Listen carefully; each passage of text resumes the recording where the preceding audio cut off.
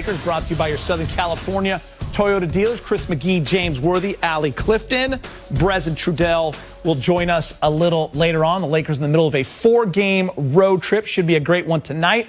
Sparks head coach D. Fish. D. Fish was going to be here. He's going to join us for post-game. He was scheduled, but the news recently broke that his star player, Candace Parker, will be leaving the team to join the Chicago Sky after 13 seasons in L.A. We are friends with Candace. We work with Candace. We wish her luck with her new team. All right, let's get right to it. It's going to be a fun one. Lakers will look to continue their historic start on the road tonight in Philly. They have won 10 straight away from Staples to start the season. That is tied for fourth best start on the road in NBA history. Remember the Warriors that year when they won, 74, 73 games? They were 14-0 in the road. The Spurs were 13. The Celtics have done it twice at 10. And here are the Lakers. Big game, a win tonight in Philly. Lakers got that Celtic you-know-what on the horizon coming up on the weekend. Yes, sir. Can't wait for that one, but can't overlook that one until we take care of this one in Philadelphia. Another big test for the Lakers. You know, it started Milwaukee. That was a big one. You know, they've really been trending in the right direction. Of course, Doc Rivers has this team playing very well, and the Lakers will have to really, play another good game collectively to get it done. So expecting to win, and it'd be nice to keep that record going. Are you surprised, Allie, with the shortened offseason, new pieces, that they're 10-0 on the road? I think I'm more just impressed. Yeah. I don't know if we can be surprised just knowing how much this team valued the defensive end of the floor, bought into what it would take to be champions, and wanting to run that back. I know we have talked about it a lot on this show. As former players, you guys have talked about kind of, what it's like to be a champion. And when it was such a shortened offseason, they're still kind of feeling that vibe and that energy. So I don't think I'm surprised. I'm just very impressed. And you mentioned the Sixers, James. This is the one kind of everyone circled. They're the best team in the East right now. They're hungry. They know the champs are in town. They're out to prove something tonight. They have to prove, given what they've experienced the last, couple of seasons, have a new coach coming in, that's a new direction. So, led by Embiid, obviously, who's having a pretty good season. It's early, but it is a good sample of what could be, without fans, there's really no advantage or disadvantage, I would say. But so they have to get it done as a team. Philadelphia will be ready because this is their biggest test this season. Yeah, I mean, Allie, for Philly, they're looking at the champs coming to town. This is their chance to make a statement. And look, as much as we're talking about the Lakers being 10-0 on the road, they've won 9 of 10 at home. So they defend their home court. And you mentioned the storylines coming in, the defending champs. You've got 2 of the best, 3 of the guys that are being talked about for early season MVP.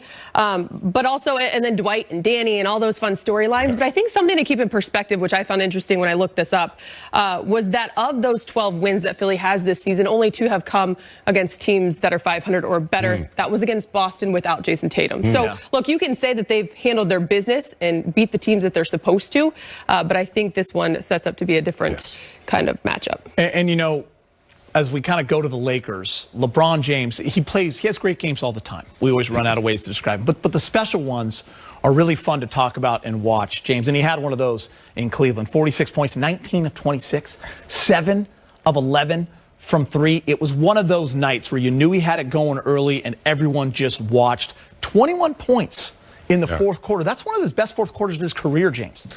He put on a great show. And to me, it all started with the Milwaukee game. Not getting the MVP, going to Milwaukee, proving himself there. Then AD going to Chicago, going home. And then, of course, LeBron. I mean, Alec can speak to this. That's his place. He talks about how he missed his kids, what Akron meant to him. Started in Cleveland, went to Miami, came back to Cleveland, gave them a championship. So, yes, I can't imagine it not being a special moment when he goes home. Say he saw his mom, saw his uncle. So, yes, he put on a show. Allie, I've been wanting to ask you this for a couple of days. You've seen all his games for 7 years. It's always good games. A lot of great games, but there are special ones. Was that a special one? Oh, it sure seemed like it. It's special just because, as Anthony Davis said right away in the postgame, When he's putting up 17 in the first quarter, you know he's on to something. Yeah. Then you see that he's got his fadeaway going, and then you add the element to the fan who I know very well, and since the name is out there, and Jason Hillman, it completely shocked me that he would take it to that level. Completely had a moment there. And I think what we've learned is when it comes to players like that, they don't need a lot of extra motivation, but that's something that they use to fuel them. Remember the virtual fan in the bubble? Lakers would put Jason Gilman in there every single time, right? When it was a Laker home game, just put his face right there. I mean, he was into it. He was giddy. He was glad he missed that shot. LeBron looking at him like, we're going to talk about that later in the show. All right, Lakers and 76ers, they are coming up at 4:30 right here on Spectrum Sportsnet. This will be the first time since 1985 that these teams will be meeting with both teams in first place in the West and the East. For the latest, let's check in with Laker reporter Mike Trudell. True, what up? Hey, what's happening, guys? I don't know, Gator. Maybe save that for the postseason or something. Yeah, good point. Good point. Yeah. Although, break it out. A little giddy, Mike. He was a little giddy. I like what you're saying, though. I like what you're saying with that. Hey, so tonight's game, Allie made a great point about Philly 12-2 with Joel Embiid playing, and then only 2 of those wins came against teams with plus 500 records. Of course, Tatum didn't play well. The Lakers have everybody available tonight, but Embiid is the center of the scouting report, right? He leads the league in free throw attempts. He's having his best year by far as a shooter, particularly from the mid-range. So there's a lot that he's doing right, and I wondered to start with Frank Vogel where they focus their energies with Embiid. Well, you start by putting them at the top of the scouting report, and you talk about all those things. You know, that's what a large part of our meeting was about this morning. Is the discipline that you have to play against him to try to slow him down, take away his airspace without putting him to the free throw line. So, it's going to be a tough challenge, but a good test for us. I know it's a little different that you don't get the chance to spend a lot of time, but just having Danny and Dwight there, what they meant to the team last year and what you've seen from them here in Philly so far. Yeah, I miss those guys. It's just tough to see them move on to different teams. They meant, they were 2 guys that really, really starred in their roles, and that's so necessary on a championship run. And, we don't win a championship without those guys. So, they're very much missed, and I'm glad to see them doing well. I look forward to seeing them in person. Hey, Frank, I kind of wanted to ask you about seeing those guys in person, because normally on this trip, this might be an opportunity for you to see Dwight and Danny sort of off, maybe dinner last night, and I'm sure you have family in this area that would normally come to this game. What's it been like to you to kind of experience a little bit of that and some of the restraint involved with a trip that otherwise might have been kind of fun for you? Yeah, it's hard. I haven't seen, my family, and last time I saw them was last time we were here, and that was just for a quick dinner. So it's been a long time. It's something that you hope to be able to do, but we all understand the restrictions. My parents and brother and family, they all understand the restrictions. I understand the restrictions. It's just the nature of what we're in right now, and we're essentially still in a traveling bubble. And we have to stay in basically around ourselves only, and just minimize any potential exposure risks. And that's just the nature of this season. So it's difficult, but everybody gets it. All right, there's Frank. Loved that highlight of Danny Green's tip back put back dunk with Dwight then smiling going back and down the floor. By the way, Gator, first time the Lakers will see essentially 48 minutes of rim protection here with Embiid and Dwight at the center spot. So we'll see if they can hit some shots from the perimeter. They'll probably have to tonight. Yeah, great point, Mike. All right, good stuff. Talking to you later. NBA and NBAPA announced the latest COVID-19 test results, and of 492 players who were tested since January 20th, 1 new player has returned a confirmed positive test. So this is good news for the NBA. They are down from 11 positive tests last week and 16 confirmed positive tests from 2 weeks ago. All right, keep it here for the Lakers and Sixers. Kyle Kuzma's scoring is down this season, but the coaching staff isn't worried. Our Lakers at 4:30 right here on Spectrum Sportsnet as we take a look at the Western Conference standings. And all that matters is that team highlighted in yellow at the top. Lake Show 14-4 on the season in that number 1 spot.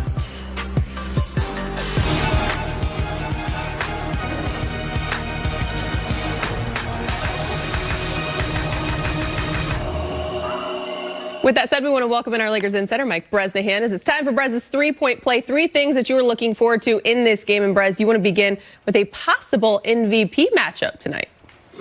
Yeah, I think we got the top 2 candidates, at least according to me. If that's worth anything, Allie, probably not. But hey, LeBron James, Joel Embiid, gonna be fun to watch those two go. Not quite head-to-head tonight, but close enough.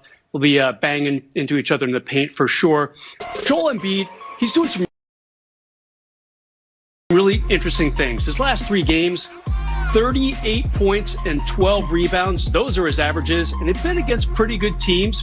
Boston in 2 of those 3 games. And of course, LeBron, all he did the other night, 46 points. Pretty impressive in his return to Cleveland.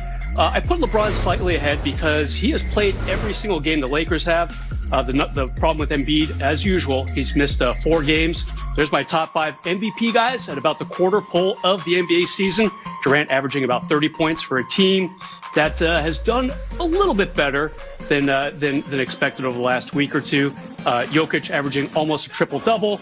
And Giannis, yeah, you still got to put the current defending MVP on there, but his team has been only slightly better than 500. They need a little improvement right there before I move him up. And you mentioned that the Sixers have been without Joe for 4 games, and they are 0-4 without him. When you talk MVP, you stay on the Kuz bus, as always, driving. What has stood out lately to you with Kuz? Yeah, well, not his scoring. All right, so far on the road trip, he's averaging only about 4 points a game. And Allie, I don't care. He's been really impressive in other areas, and this is really important as far as his development. Last game against Cleveland, 6 offensive rebounds. Very impressive number for him. He continues to hit the boards. He has 4 double-doubles already this month. And also defensively, he had maybe the second best defensive play of the game. The best play against Cleveland on defense was, of course, LeBron James's block of Colin Sexton. But let's not forget, Kyle, he had a nice block on Jarrett Allen, the center, for the Brooklyn, not the Brooklyn Nets, for Blake, I don't know who they played the other day. Cleveland, of course. And yeah, pretty good defensive plays by Kuz. I don't care that he's not scoring. I'm still driving the Kuz bus. Yes, you are. Let's talk about Trez, your final point. What has caught your eye with Trez? Yeah, I'm going to cheat the numbers a little bit here. I had not 1, but 2 producers called me to make sure I wanted to do this. Well, right now, Trez shooting 63%. It's going to put him at or near the top of the Lakers' career shooters as far as field goal percentage. We'll take a look at that in a second. But if you think he's not missing a lot of shots, Allie, you are absolutely correct. The other night against Cleveland, 6 of 9, very steady down low, nothing new there, a lot of dunks, a lot of layups for the kid. He's only played 18 games for the Lakers, and a lot of plays like that.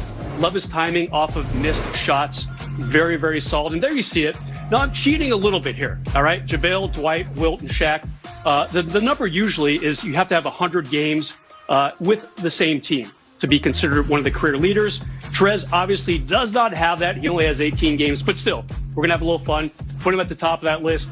So far, so good for Montrezl Harrell. He is just not missing a lot of shots. All he has to do is keep that up for 82 more games, Allie, and he will be the Lakers' all-time career leader in field goal percentage. I was going to say, anytime you're mentioned with Shaq and Will, I mean, he deserves to be in your 3-point play. Well done. You're doing good things at that point. Well done, as always. Straight ahead, we'll take a closer look at the battle of the bigs as Anthony Davis and Joel Embiid. Saturday Celtic game. That's the only one not seen on Spectrum. That's an ABC game, but of course we'll have the pre and the post for you. Monday, it's at Hawks. And then they return home February 4th to face the Nuggets. Joel Embiid, guys, having a great year in the MVP conversation. He absolutely loves to feast against the Lakers. 31 points per game. James, Marc Gasol going to have his hands full. Doesn't need to give you 25 minutes, but can he slow him down? And how important is it to stay out of foul trouble?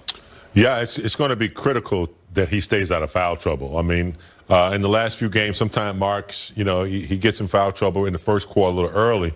Embiid's going to be a challenge. Because of his versatility and moves like this, also his versatility of being able to shoot the outside shot, a 3-pointer every now and then. But Allie has some interesting stats that I didn't even know until she just mentioned in the commercial. I didn't know either. I think we all remember the game a season ago when Joel was held scoreless, 0 for 11, and it came against Marc Gasol in the Raptors. And then historically, in those 3 games a season ago, Joel has averaged 5 points, shooting just 18%. Yeah. James, you can speak to this. Sometimes there are just players that have your number. Now, at this level, Joel is historically having one of those seasons. We already talked about it, 28 points, 12 rebounds a night. But Marc Gasol in the past has had success against Joe. Especially when, you know, a successful team like Toronto, good defensive team, the Lakers, a good defensive team, when they're geared at stopping someone, it makes it, you know, a little bit easier. But Marc Gasol, make no mistake about it, he knows how to get under your skin. He's a defensive player of the year. So it's not happened by mistake. He positions himself well. Maybe he knows how to, you know, hit him with an elbow, get him physically and get him mentally out of his game. I don't know, but it'll be interesting to see how Embiid responds in tonight's game. But Marc Gasol, you know, he might be a little older, but he still has some tricks on this sleeve. Yeah, you can look at this. Most points versus the Lakers since the merger, the ABA and NBA. Joel Embiid, 31.8 points per game. That's a minimum 5 games. Of course, MJ at 29. Dame Lillard, we know what he does against the Lakers at 28 per. And check this out. Sham's sharing this on Twitter. Here's a look at the shoes Joel Embiid will wear tonight versus the Lakers. He's paying tribute to Kobe and Gigi. Embiid fell in love with basketball watching Kobe as a kid in Cameroon.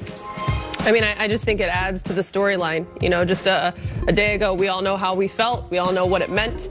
And you take that to a year ago in Philadelphia with the Lakers. There's just so much special meaning. And I love, as we continue to hear the stories and see the inspiration that Kobe and also his daughter mean to so many.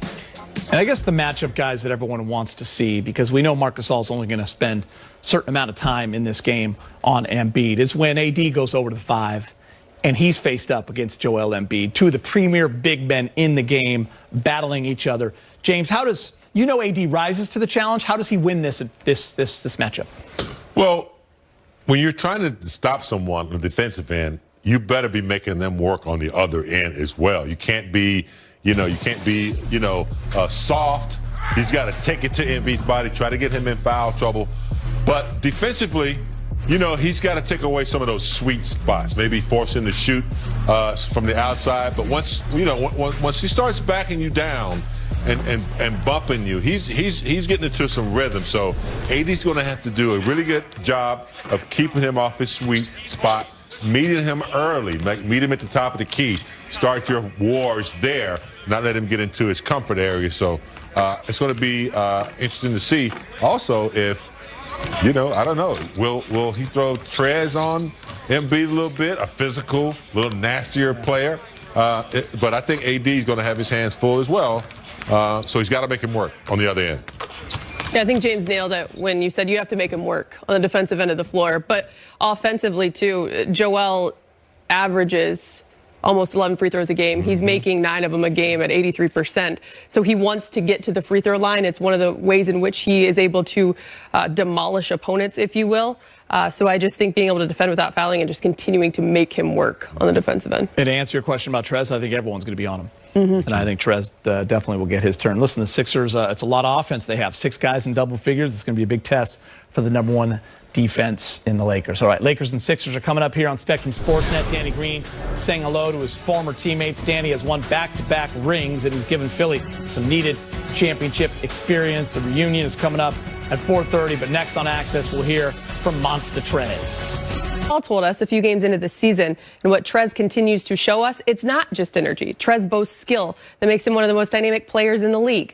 We'll get into his numbers in just a moment, but first, the man who celebrated turning a year older yesterday, Montrezl Harrell, joins Mike Trudell. All right, Montrezl Harrell, kind enough to join us on the Lakers pregame show. Hey, Trez, such a unique year in all facets. You guys have yet to lose on the road, but I'm wondering what it's been like for you just in the hotel rooms. Like, how different is it this year, and how have you been getting by on this now, about halfway through this road trip? Really, guys, real big on video game systems, so that's pretty much all it's been. And just watching the other games just going on. The guys are real big on football here, so we've been paying attention to a lot of those games and just getting together in the meal rooms and, social distancing and watching those games. So it's just more so just a lot of more team bonding and the restrictions that we have. But, it's been cool, really. All right, what's your video game of choice, Trez? Who else is good, and what's your skill level like? Well, a lot of the guys here play Madden. We kind of got together one night and played to probably like 4 or 5 in the morning one night, man. Guys just randomly switching off. No matter who wins, who loses, guys just get off the stick. So it was pretty cool. A lot of these guys pretty good. Bron's good. Who else played? Dud's kind of got a funny kind of game. But everybody, like I said, these guys are real big on it. I think a lot of these guys use PC a lot more than I thought. So that's not really more so my area. AD's trying to get me to converge to it. As far as games, like I said, a lot of guys play Madden. I don't know if many guys play 2K.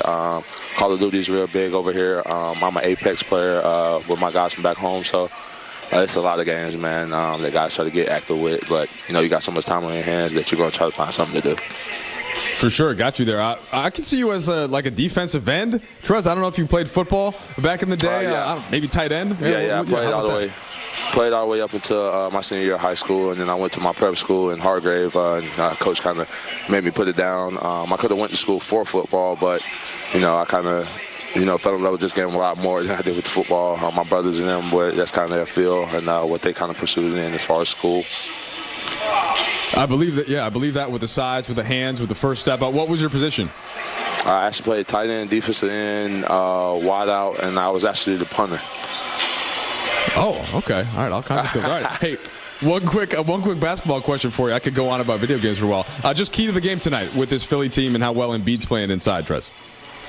I think we got a great game plan. Like I said, coming into a lot of our games, man, our coaching staff does a great job of putting together a game plan and taking guys out of what they want to do well. And we've been doing great this far on the road with doing that, and we're just trying to do the same thing tonight. So we know it's going to be a tough challenge with the way he's been playing in the inside, but I think we got a great game plan to kind of throw some of that off, and hopefully we're coming out with another win on the road again.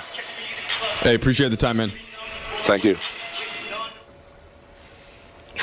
I'd be scared of him on the football player. Punter, I didn't see that one coming. Big Game tried baseball for a while, but couldn't hit the curveball, man. Couldn't hit the curveball. All right, so led by guys like Caruso and Montrezl. Lakers bench is shooting a robust 48% from the field this year. James Montrezl, he's so efficient and just around that hoop, man. He's a beast. Well, obviously you got LeBron and AD. You can call their numbers. You can go to them. Montrezl has proven that you can go to him in the post, and he's a beast in there. He's very quick. He has a quick, awkward kind of first step and finishes with authority. He's always looking for the contact. Contact doesn't affect his shots a lot. So, yeah, he's a beast. He's got little jump hooks in there, real quick. I always liked him when he was in Louisville. He was way more offensive-minded on the college level. Obviously, his game is more of an energy, offensive rebounding, pick and roll kind of a guy. But when you don't have AD or LeBron, you can go to Montrezl, and he can give you some efficiency down in that post. A lot of dunks, too, right? Big game. You saw what he did to JaVale right there. He sticks it. All right, Allie, what impact has the reigning sixth man of the year had on this Laker bench, in your opinion? Look, I think that interview he just did with Mike Trudell, wideout, tight end, punter, what was the other one? Defensive end. Defensive end, yeah. Defensive end. This is a guy who is accustomed to and knows how to wear many hats, and he does it well. I think what we've seen this season, what we've all fallen in love with, is the fact that he accepts whatever role is given to him. He does it with the most energy, and I think that wears on others in a positive way. You have in the rundown right here, you kind of set me up for it. You think of a guy like Kuz, who's benefiting off of that energy, off of the spacing, off of just the desire to give more to this team. And I think you tip your hat to a guy like Trez. He's not even a starter. This is a reigning sixth man of the year who continues to shine in his role, be a star in his role, and he's doing it very well. We've seen Lou Williams, and that's where he gives a lot of credit to guys that have starred in that role. Lamar Odom, once he became that sixth man and really embraced it, he was so good at it, James, the positive effect it has on everyone that comes onto that court with you in that unit. It may be the most vital position after the game starts. You got your starters. It is the most important role that usually the first substitution, I'm not saying it's always the first substitution, but that sixth guy who wins that six-man award, who has that type of effect and impact in the game when he comes in, yes, it's a big role. Yeah, and those 6 men are usually guys that are key figures in a fourth quarter lineup. Oh, you know? Absolutely. Yeah. I mean, because I think a lot of what they bring to the table is first and foremost that energy. All right, guys, we're going to bring in Laker insider Mike Bresnahan. Brez, you've got your eye on the impressive three-point shooting from a couple of members of the Purple and Gold headed into tonight's matchup with the Sixers. Yeah, Geeter, trying to get in touch with my inner Kornacki as I give you these numbers. Oh, I like it. Contavious Caldwell-Pope. Yeah, that's one of your guys, right? You love watching him. Are you wearing He's khakis? great with his numbers. Yeah, I am. I basically am. You'd be shocked. But definitely the Lakers doing a good job of shooting threes so far. They are 5th in the entire league in three-point accuracy. Two of the guys that are kind of driving it, KCP and Alex Caruso. All right? Little stat for you here.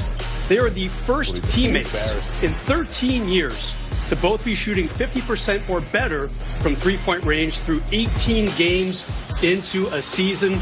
These guys have been great. I mean, KCP just keeps on rolling.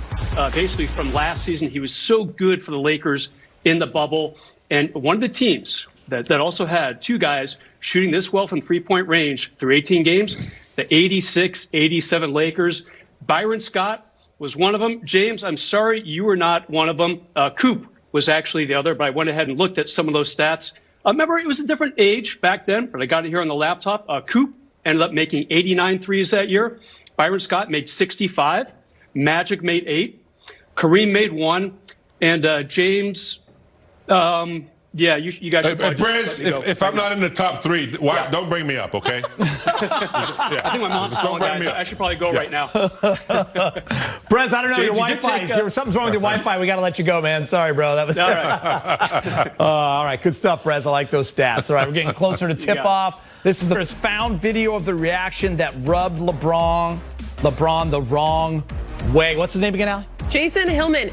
Jason Hillman knows, too, that LeBron sees everything. There's only 1,900 fans in the stands, and they're 300 rows up. He knows where you're at, Jason. He knows where you are.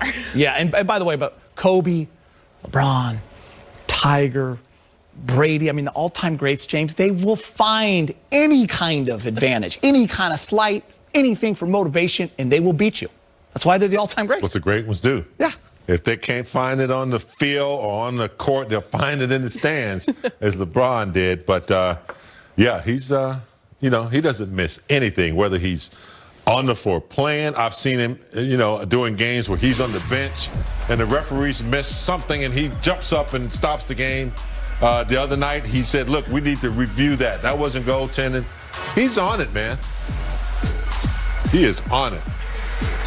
He said, Allie, someone was a little too excited. Then I would have liked. Then I have Big Game called that out. He didn't like the way he was cheering, Big Game. Like a fan. Like, you got to like the way the fan is cheering. Yeah. That was a strong statement right there. Yeah, but this guy works for the Cavs. You can't be cheering like a fan. He works for the Cavs now. He worked for the Cavs when they were there. He cheered just as hard when they won a title. So good. Oh, Hillman. Time now for a little Access 360. Brought to you by Morongo Casino Resort and Spa. Good times. Good times indeed. James, this is an easy one. It's a fun one. You're going to break it down. It's LeBron dominating in the land. It's easy. Just dominating. Dominating. 7 of 11 from behind the arc, Geeter. Going home, saw his mom, saw his uncle, got some good cooking, and really took it to the Cavaliers. Let's take a look at some, pretty good ball movement right here. Yeah, everyone touches it. LeBron starts with LeBron, comes right back to LeBron. That's one of his 7. Moved the defense very well. Here he is right here. 2 defenders coming at him. That means someone's open. LeBron's in attack mode, but this time he's in attack mode for passing, finding Montrez underneath. You are on an island by yourself, mouse in the house. He's looking where the defense is. Drummond's going to stay home. Everyone's staying home. So what? He remembers that 1987 mini sky hook by Magic Johnson going in the lane, making Kareem Abdul-Jabbar very happy. Defensively, he does not let up. Anticipating a lazy pass, he gets through the lazy pick. Don't let that one go. That's too easy. LeBron anticipates the passing lane, gets out, finishes with a monster dunk for his hometown crowd. Once again, here he is on the defensive end, measuring the downhill dribble going to the cup. He does this very well, times it perfectly. blocks the shot. They call it goaltending. LeBron say, no, hell no. That wasn't goaltending. Let's look at the replay. He is so good. He is too good, man. He knows everything that's going on. Goes home to hell no. Hell no. That was a good. That breakdown was incredible. Right. Truth be told, we tried to get Jason Hillman to fly out and do this 360 for us since he prompted all this, but I like big games. You know, look, Fish got the wall. Yeah. Rob got his wall. I got the flow. The flow. Yeah. Bring it to the flow. Let's go. We're going to go inside access, Allie. I want you to take a look at how LeBron has dominated in the fourth quarter over the last couple of games. For the season, 5.5 points in the fourth, 36%. But look at the last two games, 16.5 points, 78%. Pretty impressive numbers. Is it being on the road? Is it who he's playing? Maybe Giannis? Maybe the little things that he takes personal, like Giannis in the conversation, like a Jason Hillman in Cleveland. I think, at the end of the day, it is no secret what the fourth quarter means to LeBron James. He relishes every time it's winning time. But there was something that I took away from his post-game press conference when asked what he's working on right now at this stage of his career in terms of wanting to get better and continuing to get better. And that's just making sure that his body is in the right shape, in the best condition. Because when you see the way in which he could operate, outscoring the Cavs, 21 points there in the fourth quarter, you have to have that stamina. And here we are again, season 18, 36 years old. And I don't know about you guys, but it didn't look as if he wanted to come off the floor at all that entire game, yet to have the energy and the efficiency in which he did to end the game. He stayed out there longer in the first half, too. Remember, he usually comes out and he stayed in. I find that to be amazing. I mean, 36. The mental, and listen, credit to the staff and the team. A lot of games where these guys aren't playing that many minutes because they're rolling teams. So there are nights where, hey, I can get a little extra burn, and they're doing it. I think that the staff and LeBron, all-star players are all on the same page, which is great. Big game. Two of the top two candidates, early season, I get it, in Joel Embiid and LeBron James for MVP. Would you give the nod to LeBron right now? Yes. I mean, Embiid's having a good season. Allie mentioned earlier, they really haven't been challenged by, a playoff team, a 500 team, or a championship team. So, but what LeBron has been able to do in Milwaukee and what he's done in Cleveland, and for the being the best defensive team in the league, picking up where they left off out of the bubble, no one has proven, Embiid's not proven that he's in that category with LeBron yet. Maybe he will. And he still has to be consistent, right, guys? Like, he's got to do it night in and night out. He's got to stay healthy. There's a lot of things. He's not in the same category. I'm sorry. He's still got a lot to prove as far as I'm concerned, as far as maturing into the player where he can, lead and last and endure and, have, those type of efficiency nights every night. Do you think LeBron loves these early tests to help motivate him? Yeah, I think, as we've all learned, when it comes to him, it's all about the team right now and the success of the team. And I think when you set standards to be the best in the league, you want to go against the best. And right now, Philadelphia is sitting atop the Eastern Conference, and they are presenting guys like Joel Embiid. I think Ben Simmons is always a great opponent to go against and to kind of match up and measure yourself and where you are in the season. And so I think these can only bode well for the Lakers. Can't forget the Doc Rivers factor either. New coach, great call. Knows the Lakers, decently well. Yeah, he's got him on a different mindset. Big game today. We celebrate the birthday of your friend, Dr. Buss. Dr. Buss, the greatest owner in the history of professional sports. I don't care what anybody says. Can't argue it with me. A visionary, made the impossible possible. Won his first NBA title in Philly, by the way. That was Magic's rookie year, and I know he was special in your life. Yeah, he was. He was a great man. Forget about the owner. We know he was the best owner ever. He was fair.